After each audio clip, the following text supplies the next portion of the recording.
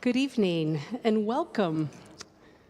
We're so happy you're here. I'm Polly Buxton from Buxton Books, and on behalf of the entire Buxton Books team, we are just so thrilled that you are here with us tonight.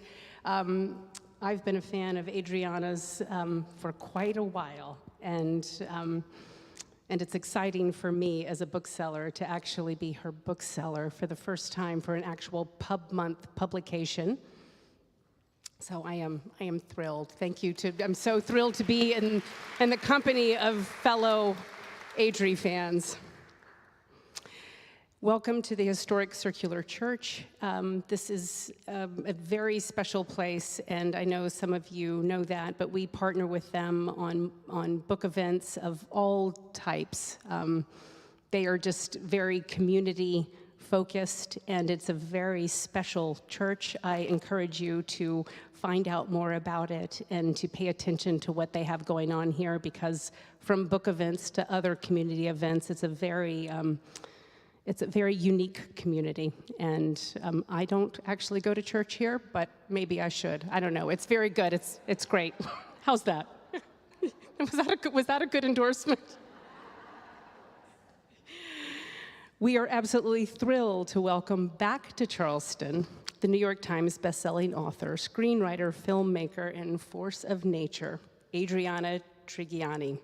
If you have read her books, and I know most of you have, you already know that Adrina brings warmth, wit, and a touch of old school glamour to everything that she does.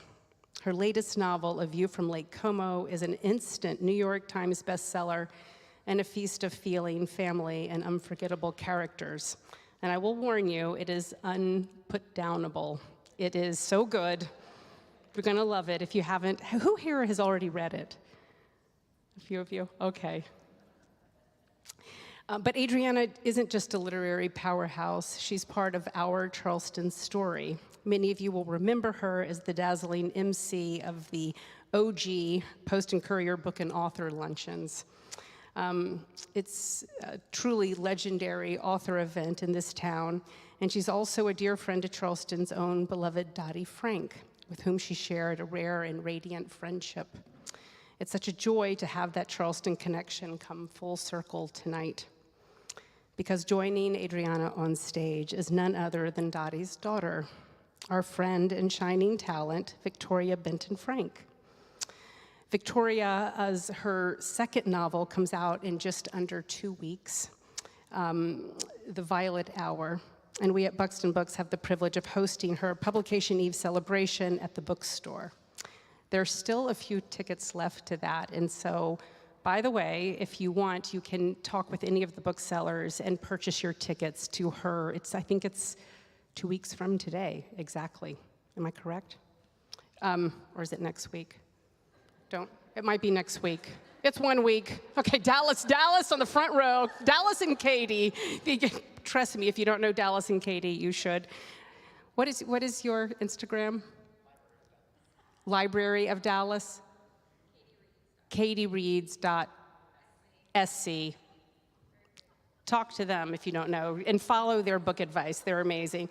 And if you need to know what date Victoria's pub date is, ask them as well. It's next Tuesday, so we'll be gathering on Monday night at the bookstore to celebrate. And tonight, if you purchase your tickets to that, we will waive, you're buying it directly from us, so you don't have to pay those horrid ticketing fees that we all hate that get added on. So please, I can't remember how many are left, but please sign up if you want to join us. We're going to have a lot of fun.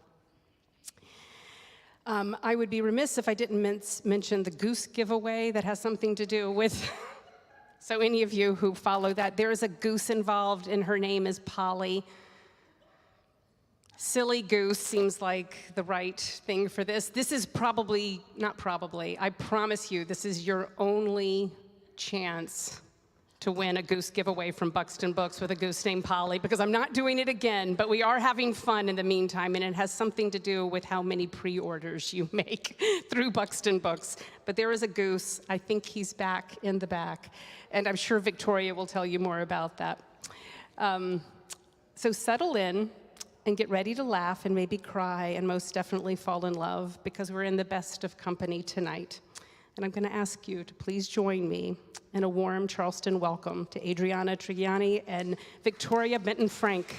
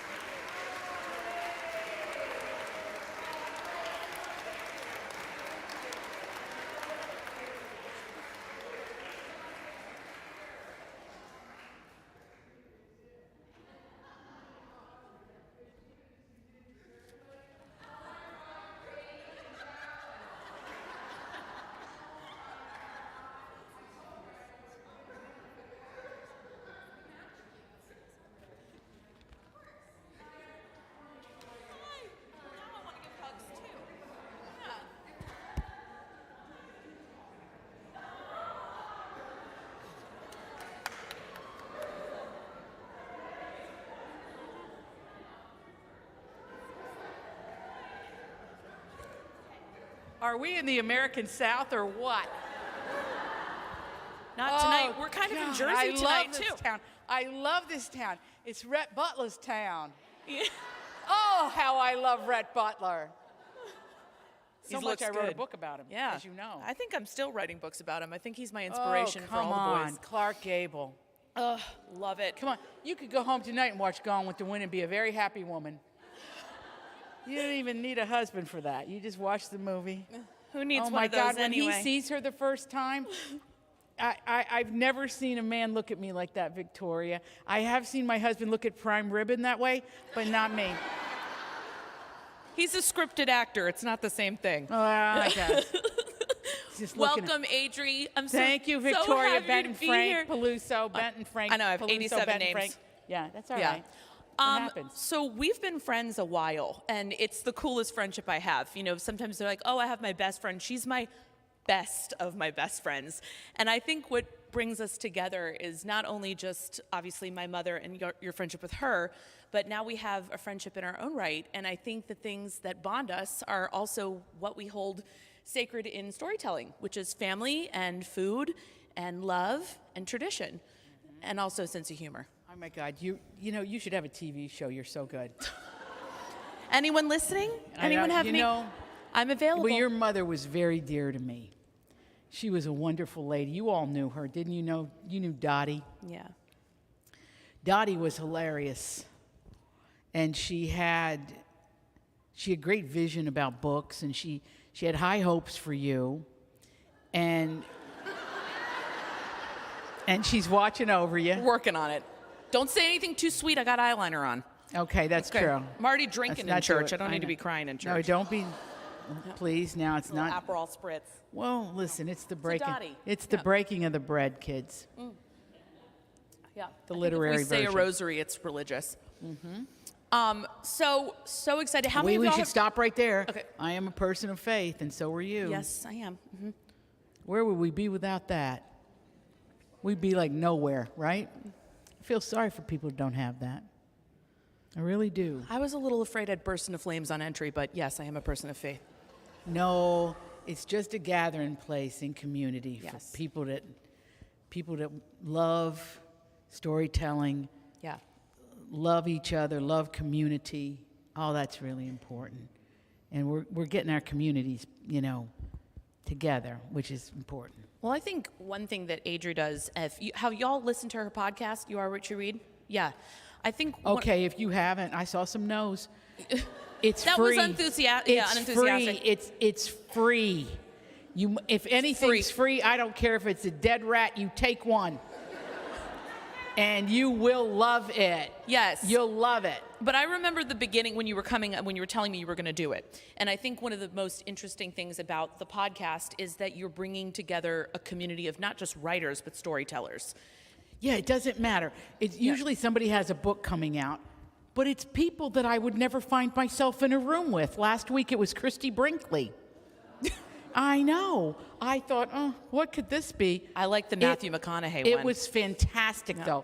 You know, it teaches me not to judge, because I thought Christy Brinkley, well, she's beautiful. She's on the cover of magazines.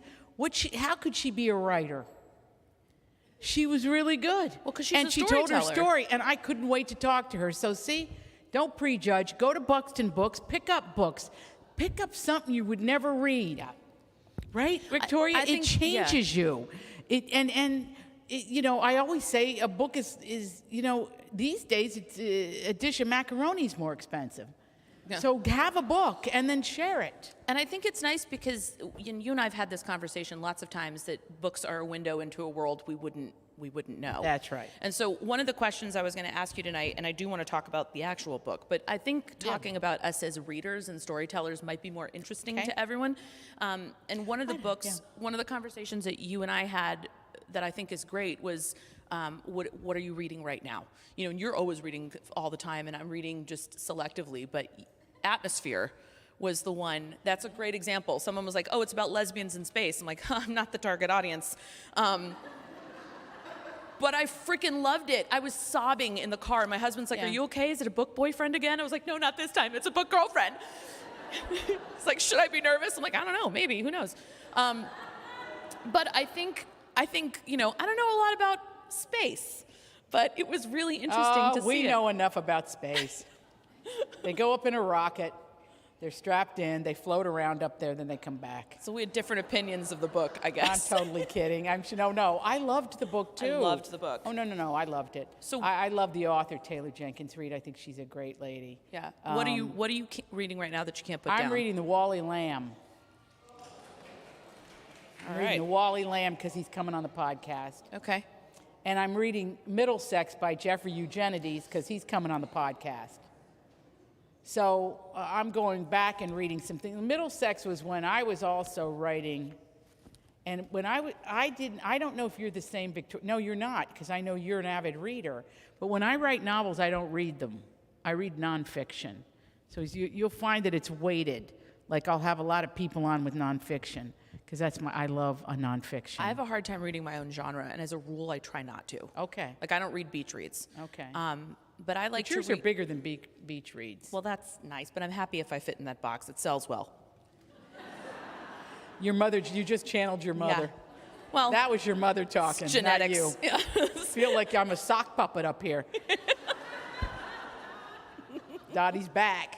She's back. She would appear at church. She would. She would. Oh, are you On kidding? stage, for sure. Absolutely, she would appear in church. Okay, so I printed out all my questions because even though like we talk all the time about this, I said I'm going to be a good dog and do the right thing. But the one question that I really wanted to ask you is, how do you decide what stories to tell? Well, I try. You know, I have one in terms of my work. There's one question I ask myself every morning when I go down to work, and I work 7 days a week. There's just no other way for me to do it. And I say, what can I do for my reader today? What am I going to do for her? So when I was over in Scotland and found that story for The Good Left Undone, I had already begun to write about these Italian jewelers and gem cutters. And then I found the pith of the story, because you can't just go somewhere and go, oh, that's a good story. It has to be cultivated. And for many years, I wanted to write my great-grandmother's story. And her name was Giuseppina Covre Perrine.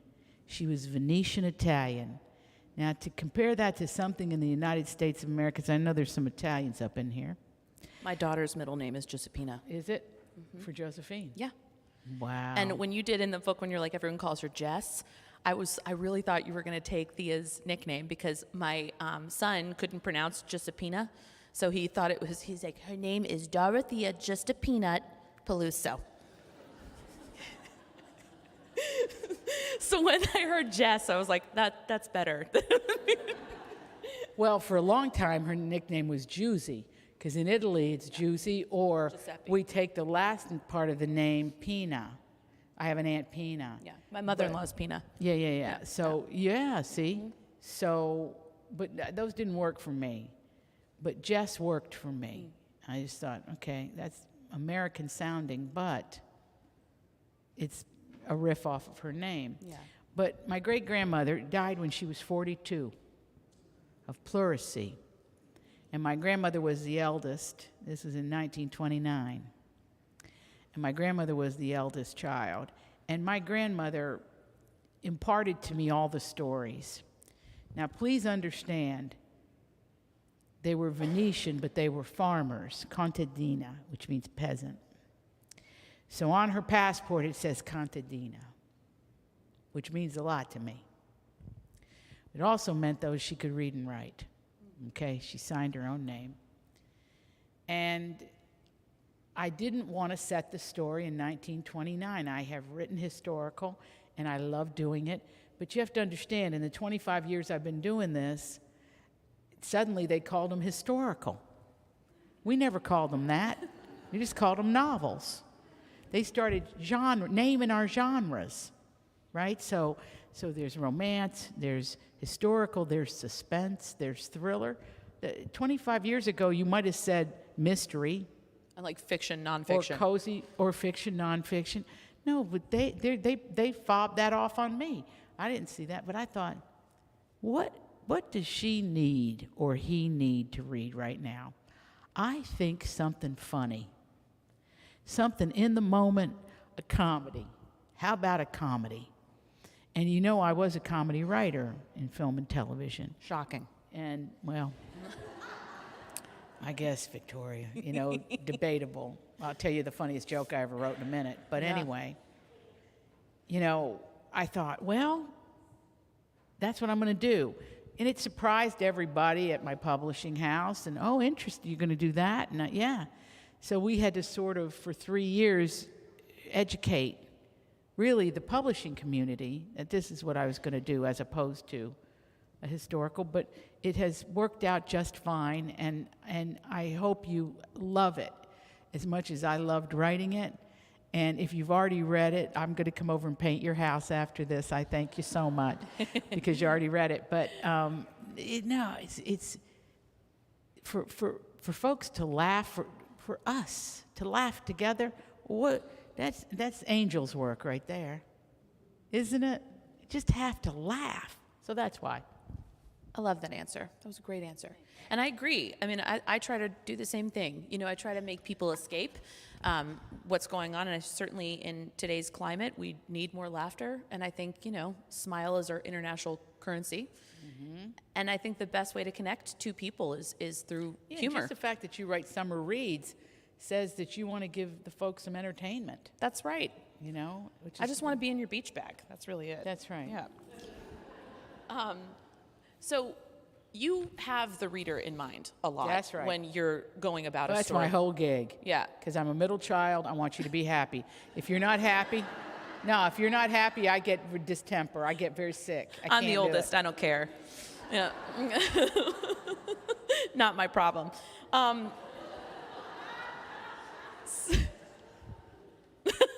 So here's my question for you. So you've written a bajillion books at this point. How does feedback from readers shape your books that you're writing now? Well, it's kind of everything. Yeah. Because I'm serving. Right. I think when you do a job, really, every job in the world, I don't care what you do, whether you're a lawyer, a nurse, a doctor, a teacher, you're serving. If you're an author, you're serving. Yeah. And so that means, well, who am I serving and why and how? I love it when I go to things and, well, usually it'll be a male author, and he'll say, I write what I like. Yeah. 2 books a year because I got a wife at home. Yeah. Or something, I don't mean to pick on them, but they're very cavalier about it. And I go, okay, well, I guess that's one way to do it. Well, But something's happening in the world right now. I'm just going to do a little framework, and we'll get right back to your questions. But 25 years ago when I started doing this, there were barely any self-published books in the United States, maybe 500, 1,000. And there were 6 major publishers, and they published around 500 to 600,000 books a year. And that includes every kind of book you need, whether it would be a driver's manual, a cookbook, or whatever. Last year in the United States of America, now 25 years later, 3.8 million books were self-published. And the major publishers are publishing about and it's now 5 major publishers, down from 6, 1.1 million books, double what they were doing 25 years ago. Now, some people get all attitudinal about that, but I think it's phenomenal. I think it's phenomenal. It means that you're actually doing that thing that we have been encouraging you to do, and I would say, I'm going to own it personally, is to write down your story. Wherever I go, and I'm asking you tonight, I want you to go home. The most valuable thing you can leave anyone is your story, what you remember, how you remember it. Now, could it become a novel? Sure, but don't worry about that right now. Right now, I want you to go home, get a notebook, and just call it, here's what I remember. And start with that memory that when you're sad, you go to it to lift your spirits. I have one. There was a snowstorm outside. I'm 5 years old. I'm one of 7. We're all little. And my mother's made a chocolate cake, and my dad takes one of those guns with the icing, and he draws a snowman in a snowstorm on the cake, and it's a blizzard outside. And we're poor, and we're happy, and we're going to have cake and play Monopoly. Sounds great.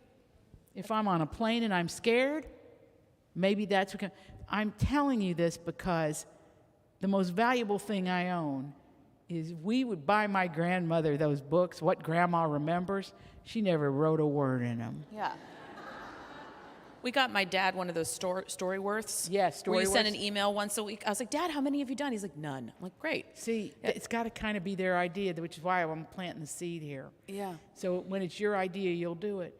But when my grandmother died, my father's mother, she had written her life story in 2 pages in her perfect Palmer penmanship. Does anybody remember what that is?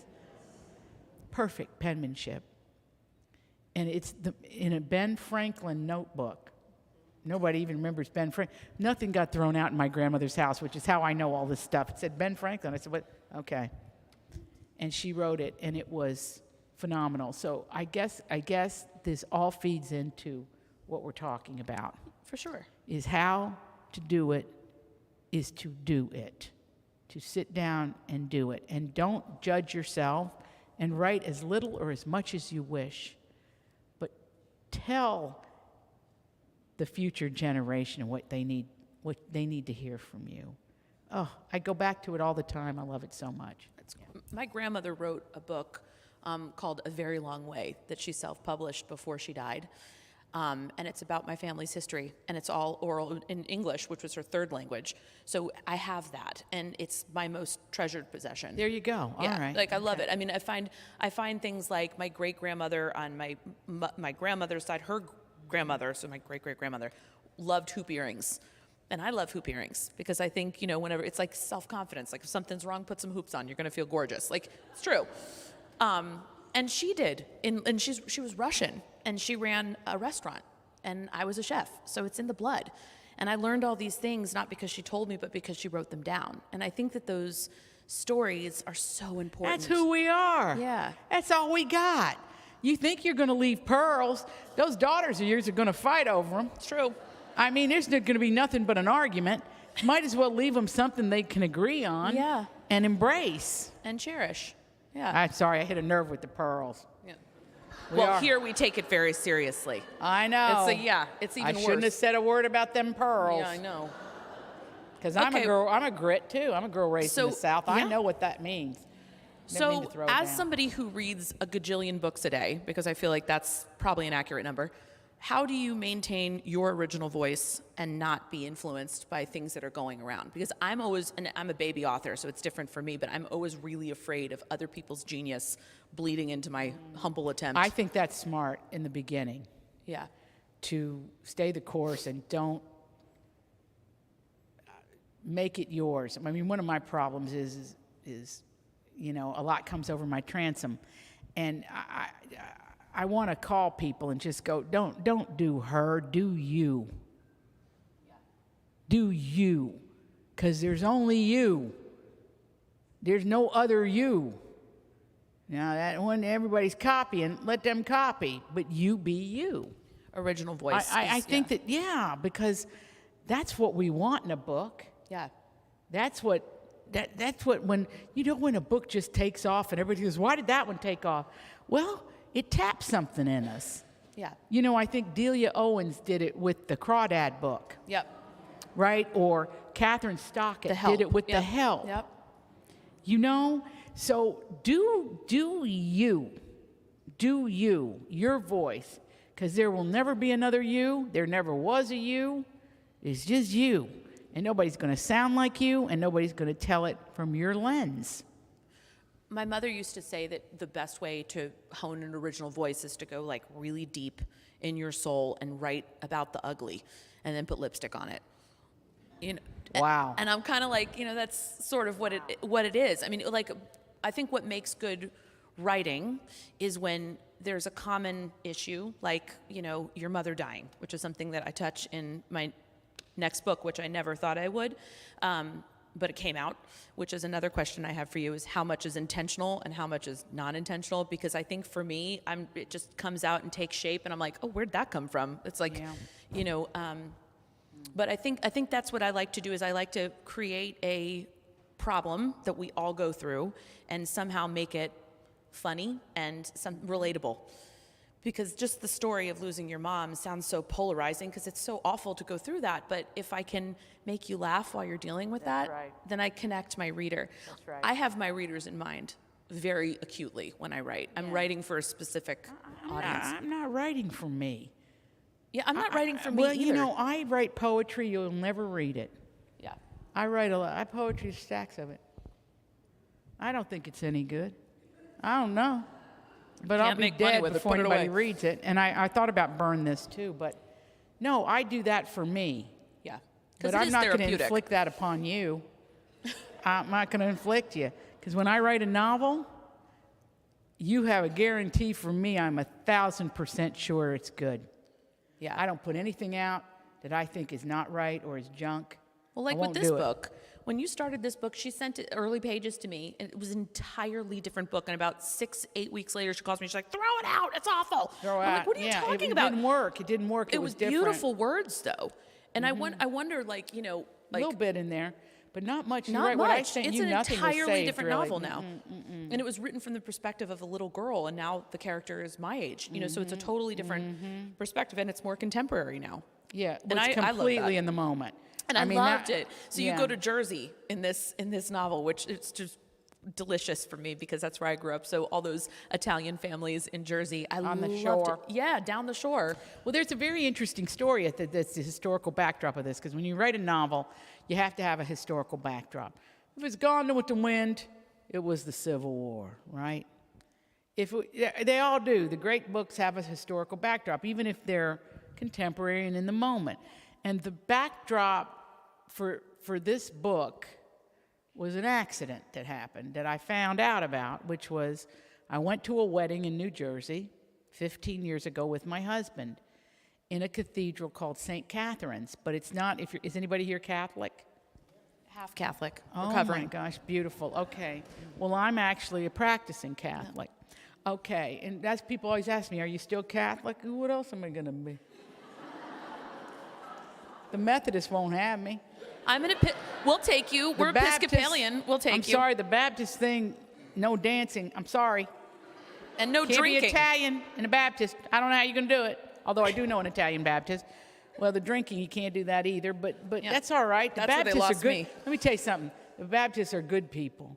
The Methodists are good people. The Presbyterian, I could, Big Stone Gap, we had a church on every corner. It was fantastic. And I love my Protestants. So, to that end, what was I going with that? I don't even know, but I'm here for it. I was all excited about the Baptists, and I'm riding the car. Yeah, we got excited about religion. I know, there's something about that though. What was that? Wedding at St. Catherine's, the wedding that you went to with your husband. So I go down there to the Jersey Shore. Right where she left And off. I'm in the back of the church, and my husband's talking. It was one of his crew members. He's talking to some guys before the wedding. And I'm looking around, and I went, this is phenomenal in here. And it turned out an Irish-English, put it in the book, an Irish-English man who prospered in the coal mines of Pennsylvania had a daughter named Catherine with an A. Catherine, not like Catherine of Siena. That's the first thing that grabbed my eye. That ain't spelled right. What's going on here? Well, it was named for his daughter who died at the age of 18. And he so loved this daughter that he built the cathedral in her honor. So every bit of marble came from Carrara.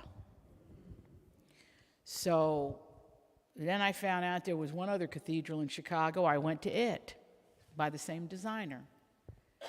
Now, it's still not a novel. This is 15 years of this.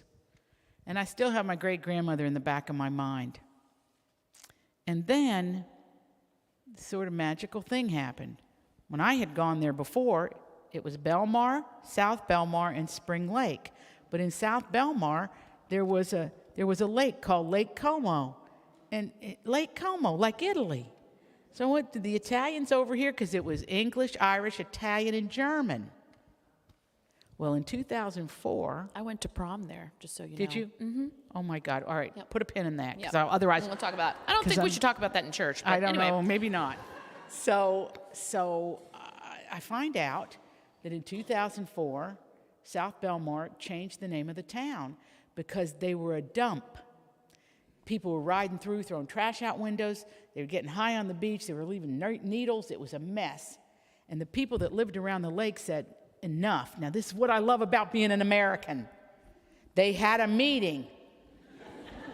And the townspeople said, this can't hold. Our houses are worthless. They're coming in here. They're trashing the beach. Our lake is a dump. We got to fix this.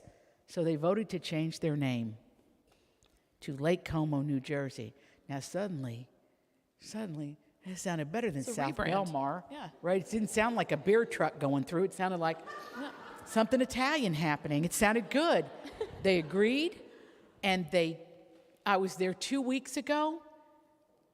They changed the trajectory of their lives and their town by coming together in community and changing the path.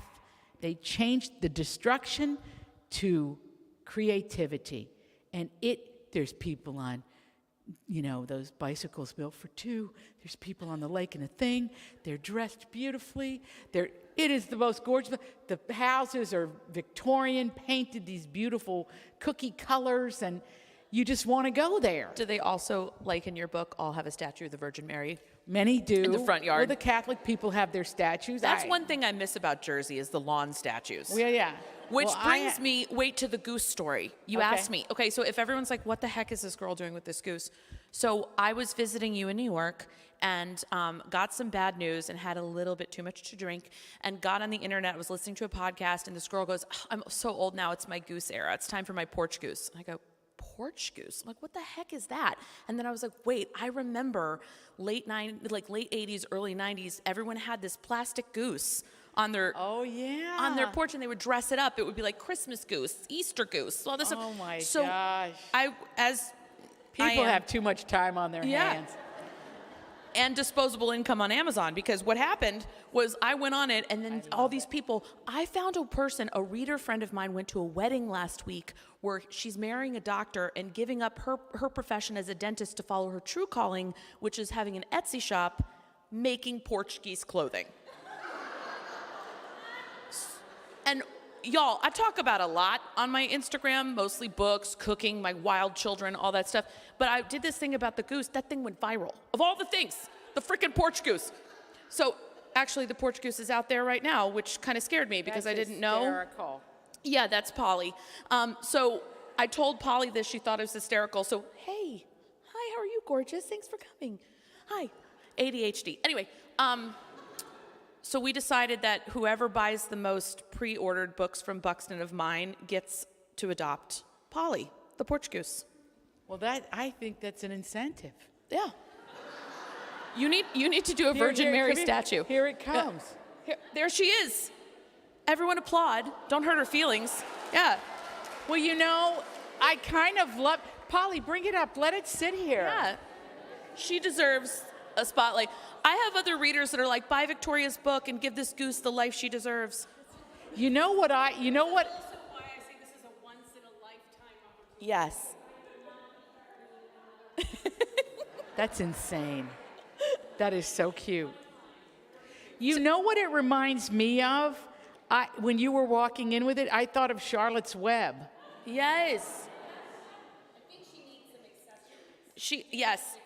Maybe we need like a flower crown for her, of violets. But she's so well painted.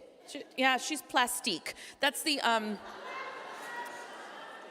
original one is cement, but those things are like $300, and I didn't sell enough books, so maybe for my third book, Well, I'll I'm give just away going a to cement say, one. you can't put her out in a windstorm. No, well, you fill her up with sand. No, there's a whole thing. You have to get the funnel. Oh, you have to put sand inside of her? So my husband's like, we're going to take her to Sullivan's Island and baptize her by funneling her with the sand of your people. And I'm like, sure. I'm sure that'll make a good reel on Instagram. Why not? That's hysterical. Yeah. But you have to fill her with sand. There's Mine right very now is on my sweet. porch in a raincoat because it's raining. That is a great story, and I love the It's goose. so weird, but I'm here for it. Like, it's great. I'm loving it. But it's kind of like the Virgin Mary on the statues. It's like everybody's dressing their yards to show personality. Here, yards are a big thing in the South. This is the Jersey girl in me, right? So I'm driving to Aiken last week to pick up another Facebook Marketplace side quest of mine.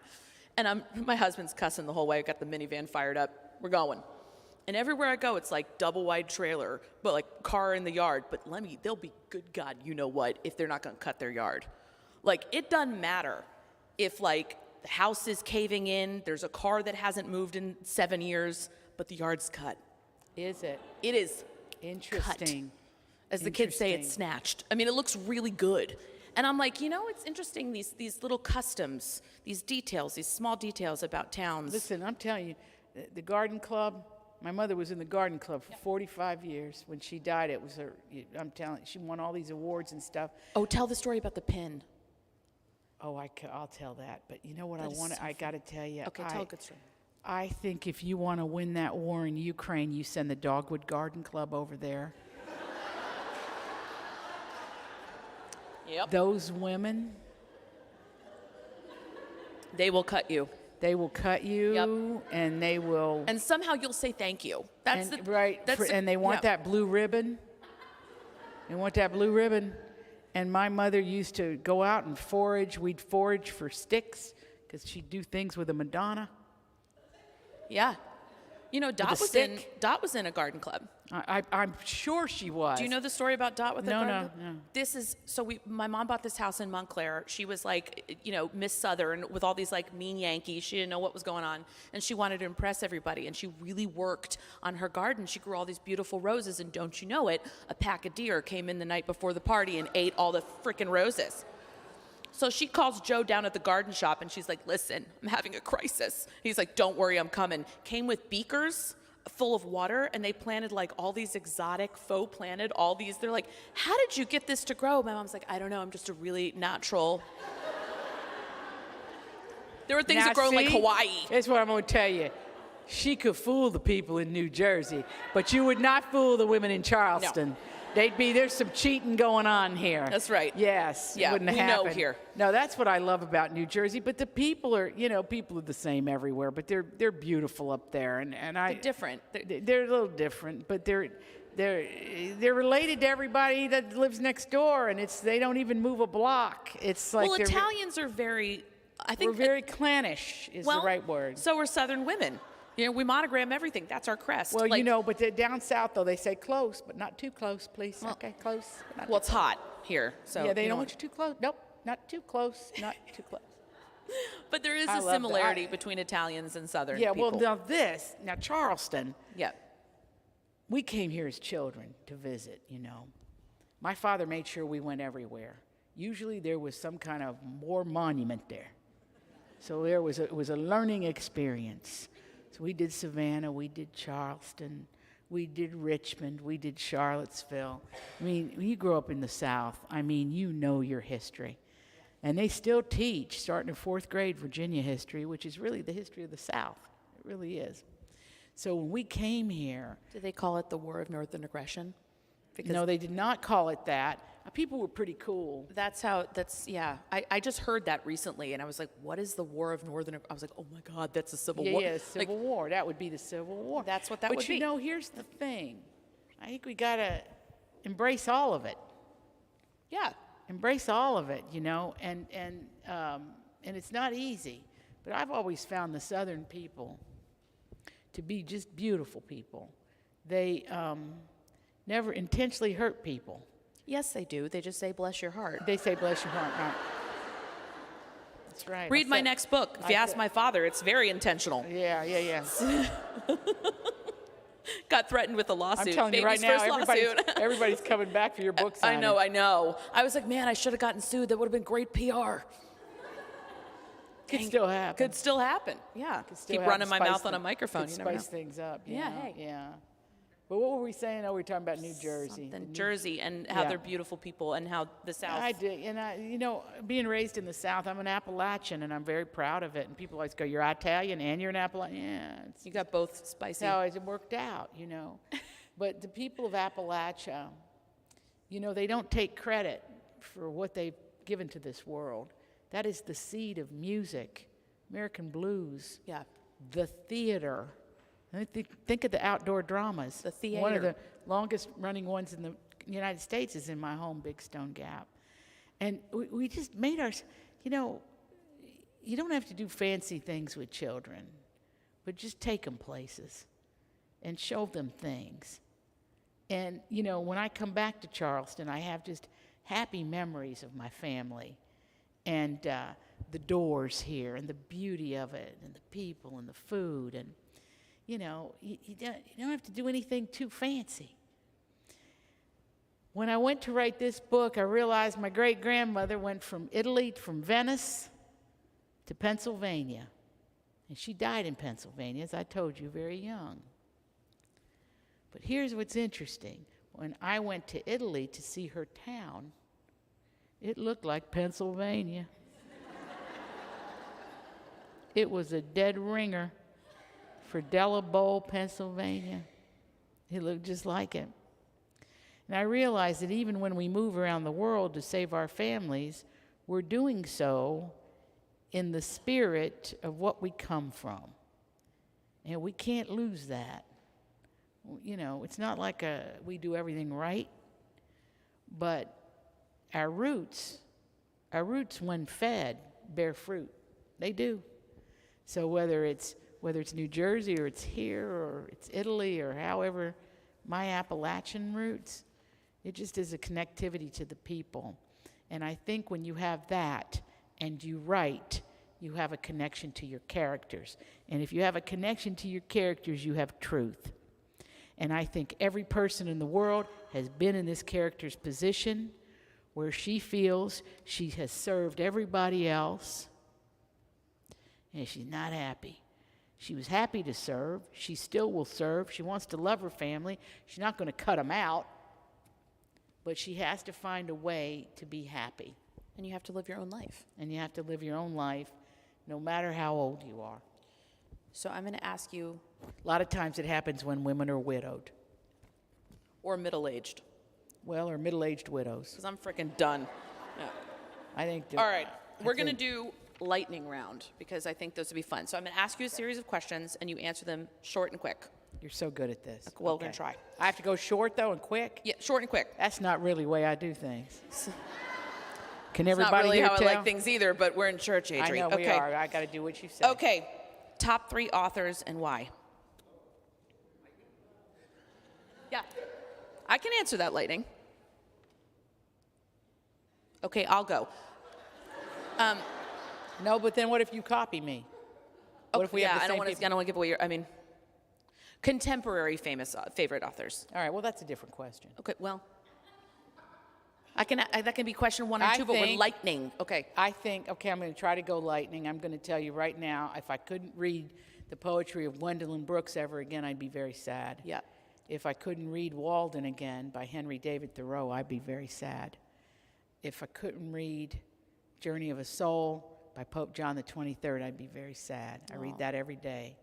But of course, Shakespeare. I'm very into Shakespeare, always was. There's authors that I love that maybe folks don't really know, like Anita Luce. She wrote Gentlemen Prefer Blondes, which is 125 years old this year. Wow. Yeah. And she's one of my favorite authors. She wrote so many good books, and some nonfiction, and a lot of screenplays. She wrote a movie I love called Riff Raff with Spencer Tracy. It's one of my favorites. All right, one more, and then we got to go to the next lightning. Okay, but hang on now. Okay. I'm not done with that question yet. Okay.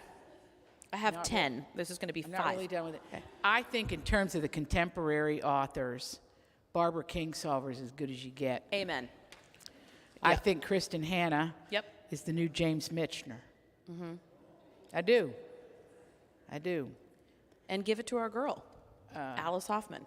To Alice Hoffman, magical realism, nobody like her. Yep. It's funny, I'm Taylor saying Jenkins Reid, we love. We talk about her a she's lot. modern. She's got time to go though. Yep.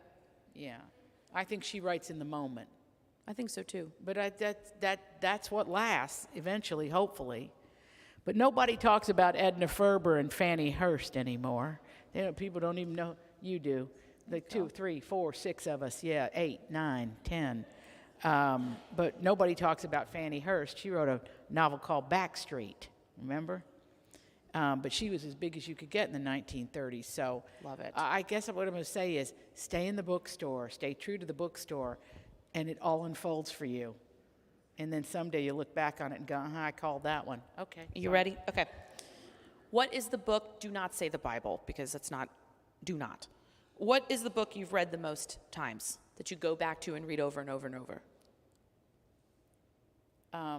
I reread Jane Eyre by Charlotte Bronte once a year.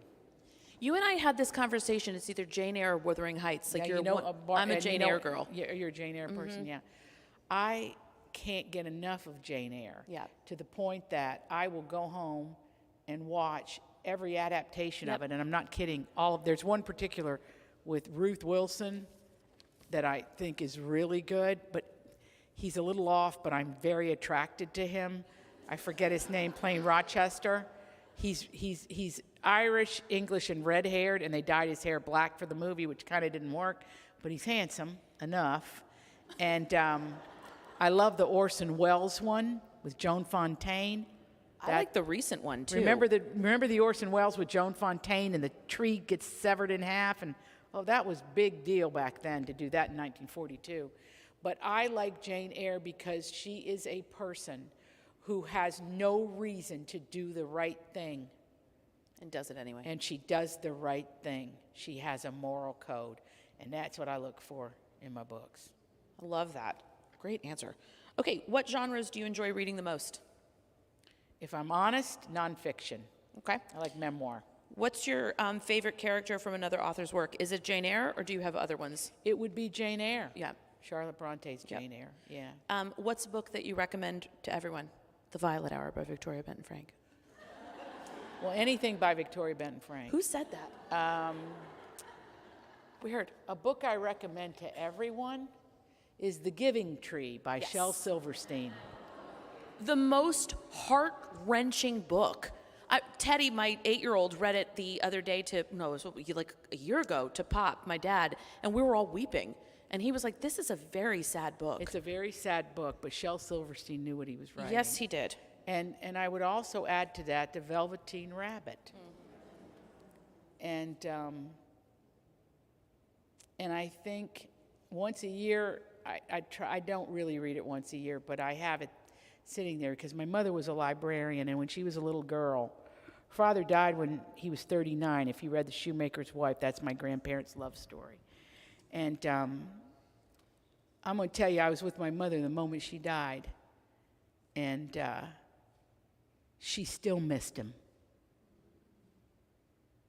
Loss of parents. But my mother was 8, and I actually was happy for her when she went because she was going to be with her parents again.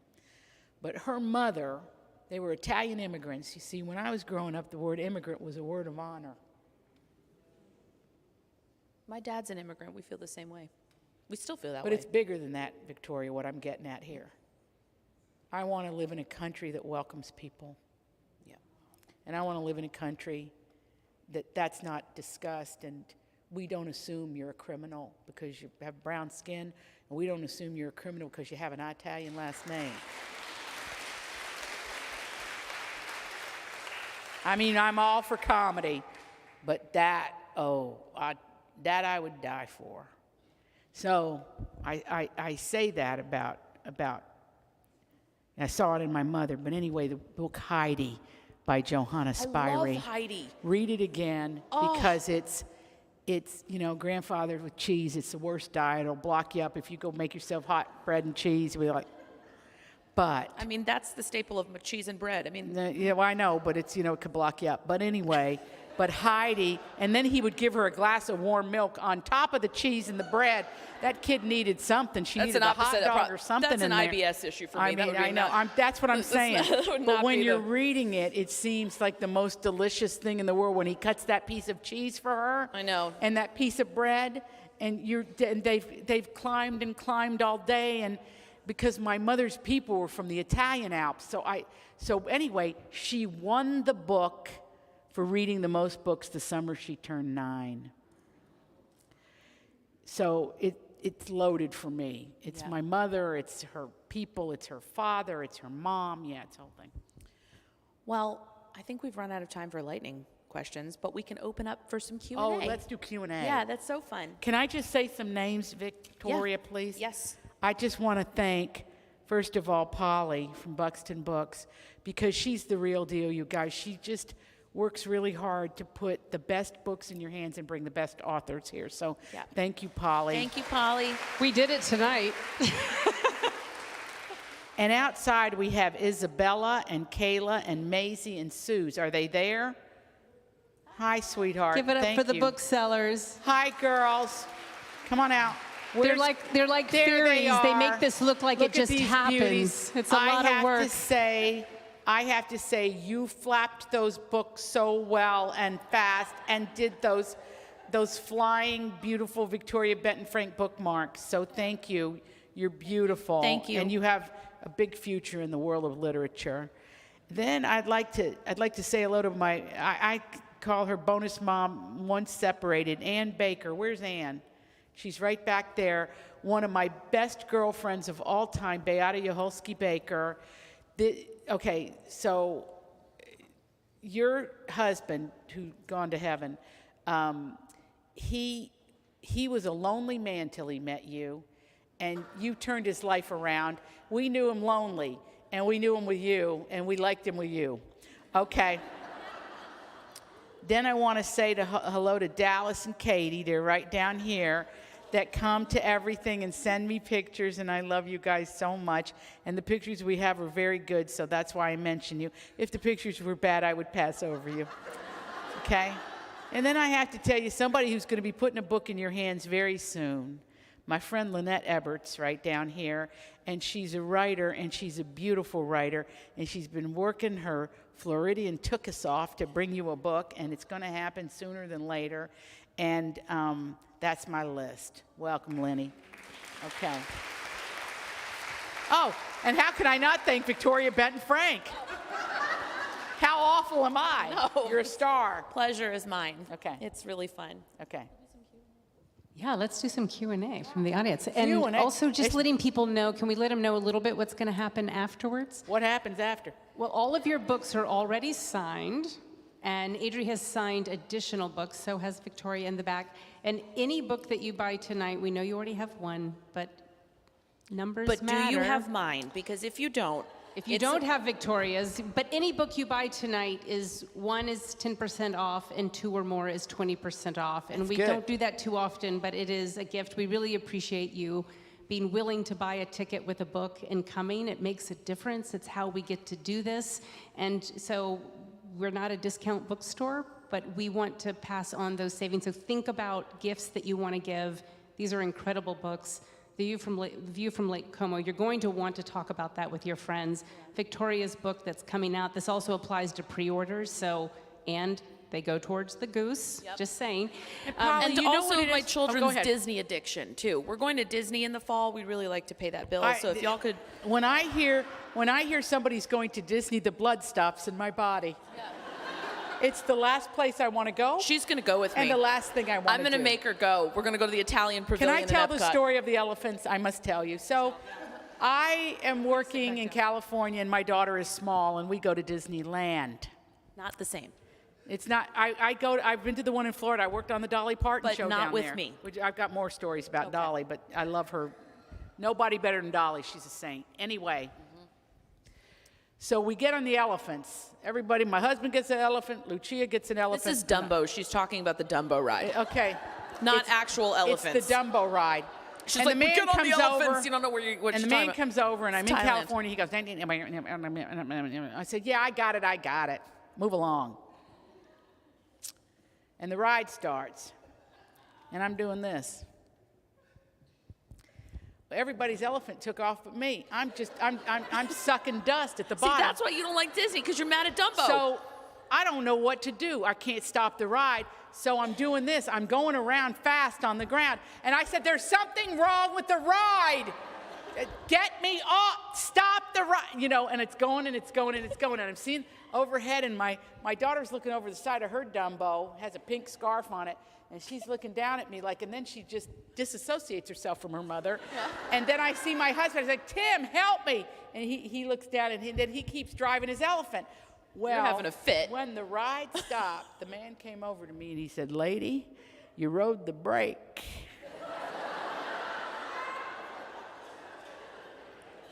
And I said, there needs to be some instructions before I drag an elephant around the bottom. Oh, it was the most, and you know those lines are long there. That was humiliating. Not enough with me. for I 12 get that lifetimes. lightning lane, 2-book minimum, guys, okay? We don't wait in line. I do think there's a life lesson somewhere in that. I don't know exactly what it is. Well, but- it's pay attention, listen to the instructions, right? Yeah. Stop screaming because you're doomed.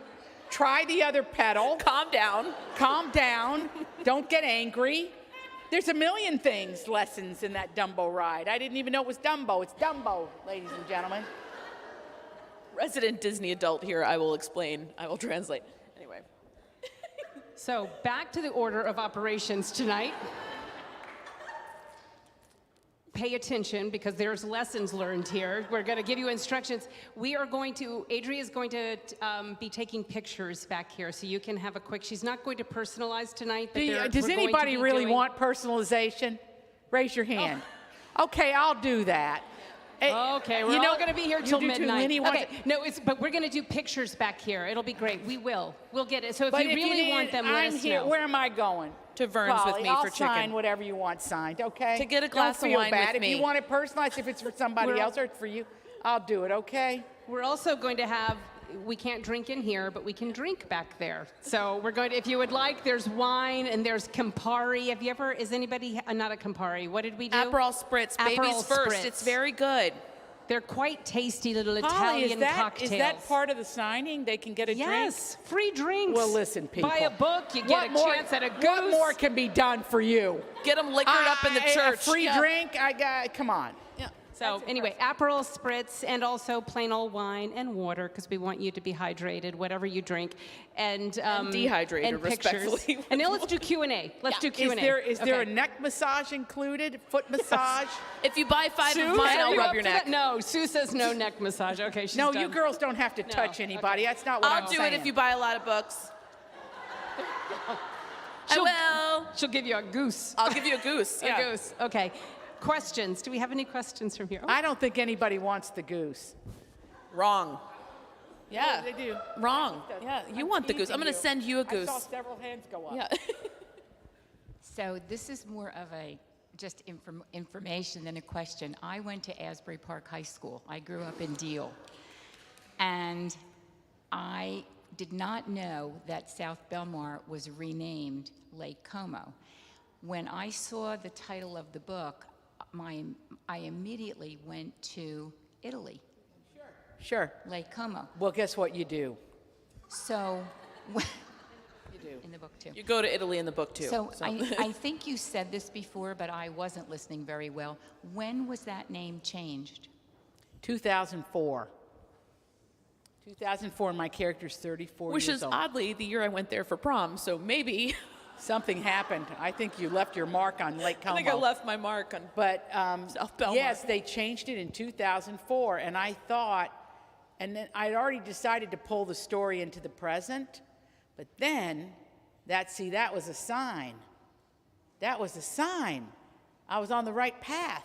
But you do go to Lake Como in Italy, where my mother's people are from near there, Bergamo. Yeah, Scopario.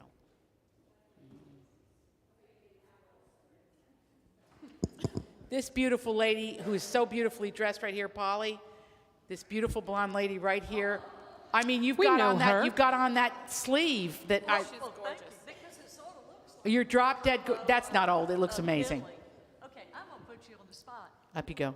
At the Post and Courier Book and Authors Luncheon a few years ago, you told us about, you asked your father when you were in the back seat of the station wagon what it was like to be married. Do you remember that story? I kind of do. Yes. I think you were in the back seat or in the front seat Yes. between your mother and your daddy. About now, was it the part about the alligator, the crocodile, and everything? No, it was like Tell me. No, I They can't. they put the key in a Yes, trunk and that's right. it goes to the. Do it. No, I have thought about that for so long. I loved when My you- father said, when I wanted to get married, he said, "You understand there's a key. And you're going to take that key to the Serengeti, and you're going to find a crocodile, and you're going to put that key in the crocodile's mouth, and then you're going to take chains, and you're going to wrap it around that crocodile. Chains, chains, chains. And then you're going to send that crocodile for a little swim. That crocodile's going to go to the bottom of the ocean." He said, "That's marriage. You can't get out of it once you're in it." That's true, Adri. So that's such Thank a you Catholic, for reminding right? me of that very painful episode in my childhood. No, but super Catholic. Terrified. I get on the phone with her today and I'm talking about my trauma that's going on in my family. And she goes, "You know what, Victoria, you asked me the other day if anyone ever gets remarried in their family. We just never did." I was like, "'Cause you're freaking Catholic. You don't do that." No, we don't. We just don't. No, We you just don't. It's a life lock. It's a life lock. It's a life lock. Don't think I don't care if you're miserable. I don't care if he's not nice. I don't care if she doesn't talk to you. You stay in it. You stay in it. And then, eventually, it's just like any two animals you put in a closet in the dark. They find their way back to each other. They do.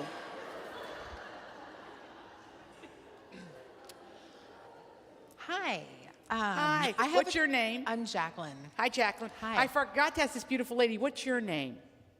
Yeah. Janice Waring. Thank you, Janice. And this You're is gorgeous. Jacqueline Smith, who is also a writer. Thanks. Mine's kind of a two-part question. The first is, when did you know that you were going to be a writer, that's what you That was one of my needed to lightning be? lessons. That was one of my lightning questions. We didn't get Thank to, you. did we? And then the second part is, what kind of advice would you give, or one piece of advice you would give to a newer author/writer Okay. that would love to have the success that you have? Now tell me your first and last name again. Jacqueline Smith. Jacqueline Smith. That's number one, a great author name. Thank you. Do you have a middle name? Actually, my author name is Jacqueline Michelle Smith. Okay, that's beautiful. Yeah. I love a triple I name. love it. I like a triple name. I call those authors the Mary Tyler Moores. Well, I had to contend with Jacqueline Smith, the Charlie's Angel. Well, So they she's told me I needed to go by the middle name. Jaclyn, but you're Jacqueline like Jacqueline, right? No, I spell it just like she does. Oh, you do? Jaclyn. Yeah. Well, then put that Michelle in there. I did, yes. You won't have a problem because she's selling clothes on HSN. Is she? She's She on is, home yeah. shopping. She wrote a book also. Okay, and she wrote a book. I think she wrote a beauty book, right? She did. All right, Jacqueline, what are you writing about? I write nonfiction about my life. My book is a memoir. Okay, so there's a lot of room for you in the world of Helen Ellis. Do you know who Helen Ellis is? No. Do you know she's a Southern writer who writes funny essays? Okay. There's a wonderful lady whose father was he did that, what's it called when you stuff animals after they've died? Taxidermy. She had a father who's a taxidermist. We're in the South. Everyone's like, it's on my wall. It's taxidermy. Okay. We decorate our wall with animals People and have plates. their cats and things, yeah. Okay. Well, there's this wonderful author. Her name escapes me in the moment. I could give you a list of 15 people. The only reason I'm telling you that is that you haven't heard those names in the last 6 months, really. So that tells you something, that there's room for you and that you are welcome. Are you done with your manuscript? I actually published in October of last year. And okay, good. And who published you? I also work for a publishing company locally called Advantage Media. Okay, great. So they published you. And did you get it to reviewers and to people? And did you come and do a signing? Yep, Polly did a wonderful signing event Good. for me, of course. She supports all of us local authors. But yeah, I've had definitely some events, and I'm moving on to speaking now and that kind of thing. But I'm particularly interested in the fact that you've adapted some of your books to the screen, Okay. which is something I'm interested in. Okay, do you have an agent? No. Okay, that's a step you need to take. So Okay. start that process and just get the Writer's Digest and submit to every agent in that. It's grueling, but you only need one. Okay. Now, you asked a great question. You said, I adapt my work. Yes, I do. So I began as a playwright, then I wrote for television, then I wrote screenplays, which led me to writing novels 25 years ago.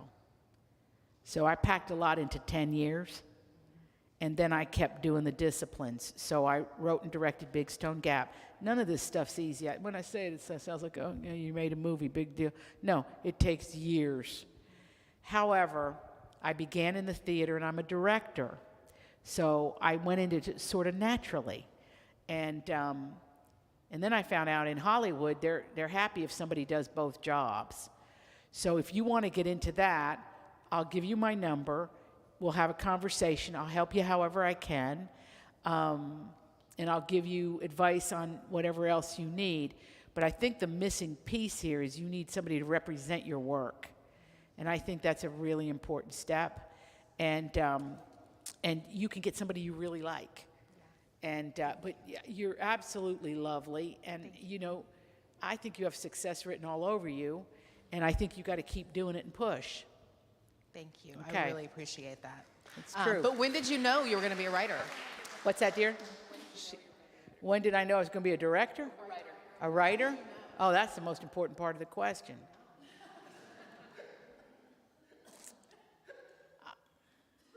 I knew when I was a little kid, I knew I was an artist. And what that means is there's nothing, now there's something. So I knew I was that. And writing was the thing, and again, I'm going to be really honest with you. My dad was dying. He said, is there anything that you didn't get that, which was not like my dad. He got really nice the last 2 years. But before that, we were scared of him. Well, They mellow a little bit. That's in how their they old age. raised us. Yeah. We were to be scared of him, and we were. And he looked like a cartoon to me. He really did. He was, he was a good-looking man, I guess. I didn't think he was. I think he looked like a cartoon bull. He seemed mad all the time. And I once said to my mother when I was He little, had I said, 7 kids. He was mad all the time. well, he was mad all the time, but I said to my mom once, I was 10 years old, I said, how does he wake up angry? What happened when he was sleeping that he would wake up gruff? Well, my father got up before the sun and ran a factory. That's why he was gruff. Now I know that now. But now why did I bring up my daddy? Oh, how'd I know I wanted to be a writer? Mm-hmm. That was the question? You knew you were an artist and you were making something out of nothing. Okay. Well, my dad said, did you get everything you needed? And I said, oh, I really wished I had gotten music lessons because I have musical talent. And he said, why didn't you do it? said, I really wanted to play the piano. And because my father played the piano, see. And the kids in my family are very musical. I just toured with my brother's band, had a ball. And I said, Dad, I didn't think we had the money. He was lying there on his way out, and he said, it was $1 a lesson.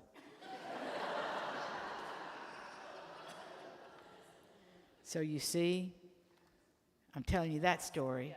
Ask for what you need, okay? And I have a whole project in Virginia.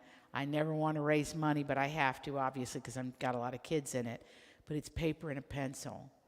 When you have a paper and a pencil, you have the world at your disposal.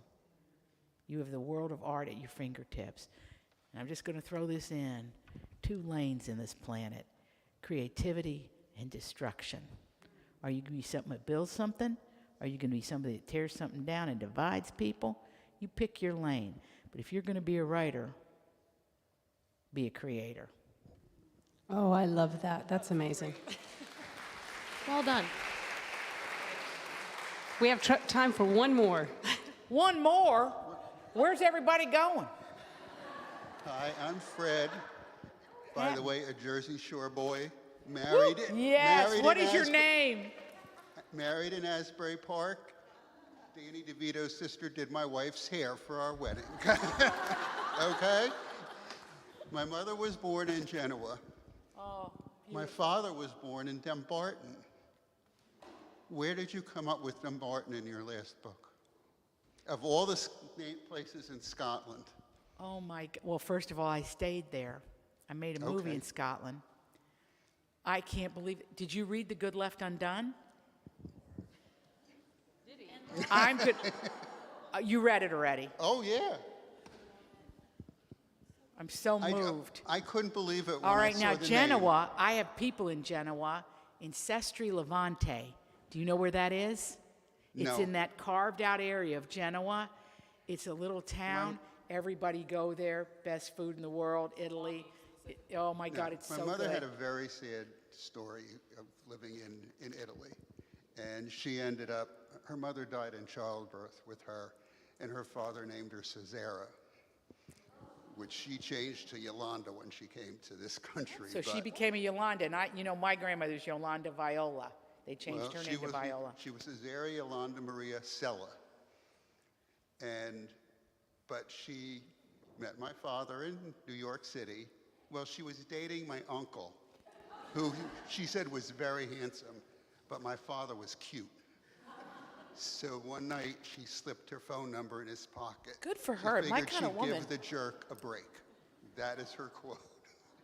But I love that book, but when I saw Dumbarton, it just tore my heart. Isn't that something? It is such a beautiful place. I love the Scottish people. When I directed a movie over there, I'm the only American who could understand the Scottish people. And they said, how do you understand it? Because I grew up in a place where we talk like this. We talk like this. That's how we talk. So I could understand them. And the Americans would come over and go, what did he say? Because it's the same lilt, that beautiful Scots. Well, you're that beautiful blend of Italian and Scot. Was the story in that novel a surprise to you, or did you know it? I'm sorry? Was the story in The Good Left Undone a surprise to you? No, Had you- No, because my sister was a nurse also. So it just kept on building. It's like, I almost feel like this is almost a family story. Because my father went to sea also. My God. Well, we have to talk. But I have to just tell you, that's what I hope they do, these books. I hope that they feel to you authentic. And you know, the Italians and the Scots and I did not know that Winston Churchill rounded up the Italians who were like Italian. Anybody in here who's of Italian, or if you're Irish or you're English, whatever you are, he rounded up the Italians when Mussolini declared war. And in a way, it was the wrong thing to do, but I kind of understood it a little bit till I investigated it, and then it was just, Well, it was she a, had a hard time coming through Ellis Island. She spent 2 weeks in Ellis Island. how come? She had the measles, and they were going to send her back. And when we took her back to see Ellis Island, and I said, what do you think? And she goes, Right now with the restoration, it's a beautiful movie set because it wasn't like what it looked like in 1930s. No. You know? But then she got better and they let her in. Yes. Oh, thank God. Well, that's the other thing I want to point out about Ellis Island is when the people came, all of our people, when they came, unless you're Plymouth Rock, now I can't speak to that, but I could speak for Ellis Island, is the first thing they did is they checked you medically to make sure you were okay and that you didn't have any communicable diseases. But they fed the people and they fed the babies. So the first thing many people remember about it was the fact that they were fed. Now that's a country I want to live in. That's my America. And I think it's yours. I think it's your America too. Yeah. It's our America. It's a beautiful thing. Thank you. So happy to meet you. Because it's your story, really. Italian and Scottish. Thank you, Adri. Thank you. Are we done? We have signed copies of that in the paperback. You got it. In the back. I'll It's sign anything fantastic. you need, and then there's a picture line. And there's a picture line. So And we're going to everybody, I do can that. tell folks want to go home. Bye, girls. Thank you for coming. Thank you for Love coming. you, girls. Get a spritz on your Picture way line out. in the back. Yes, baby. Get a spritz. Get an Aperol spritz. Thank you all so much for coming. I love this infusion of New Jersey in South Carolina. Oh. I know. See, you love it, right? And they love you. I don't know how to turn this off. Irene. Thank you, everybody. Stay and lift up your books. Hold on. We didn't get the book picture. Stupid, silly me.